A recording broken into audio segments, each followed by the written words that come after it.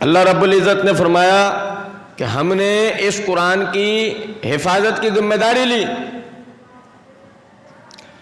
اور اللہ رب العزت نے اس کو قیامت تک آنے والے لوگوں کے لیے ہدایت کا باعث قرار دیا۔ یہ ہدایت بھی واضح ہو گئی۔ پھر اللہ رب العزت نے فرمایا وَيَتَّبِعْ غَيْرَ سَبِيلِ الْمُؤْمِنِينَ،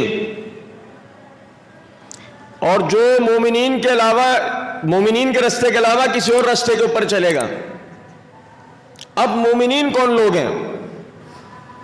مومنین جن کو یہاں قرآن میں کہا گیا ہے وہ بنی اسرائیلی ہیں، موسیٰ علیہ السلام کے ماننے والے، یا عیسیٰ علیہ السلام کے ماننے والے،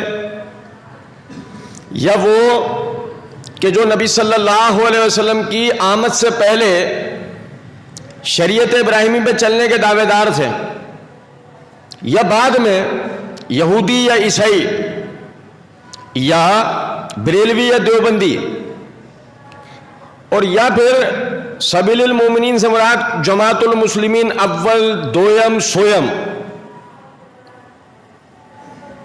اول دویم سویم سے مراد یہ وہ مسعود احمد BSc والے ہوں، وہ کیپٹن عثمانی والے ہوں، اور وہ مرزا محمد علی جہلمی والے ہوں۔ کون؟ ہم کیا کر رہے ہیں؟ ہم کون سی باتیں کر رہے ہیں؟ ہم ذرا سمجھیں۔ اللہ عالم الغیب نے لازماً صحابہ کے رستے کو جو ہمارے لیے دلیل بنایا وہ اسی صورت میں بنایا ہوگا کہ وہ لوگ اس معیار پر پورے اترے ہوں گے کہ جس معیار کو اللہ رب العزت نے مومنین کا اور واجب التعمیل ہونے کا جو معیار قرار دیا ہے۔ یہی وجہ ہے کہ دوسرے مقام پر اللہ رب العزت نے فرمایا فَإِنْ آمَنُوا بِمِثْلِ مَا آمَنْتُمْ بِهِ فَقَدْ اهْتَدَوْا۔ جس طرح یہ صحابہ ایمان لے کر آئے ہیں، اگر تم اس طریقے سے ایمان لے کر آ جاؤ تو تم ہدایت پا جاؤ۔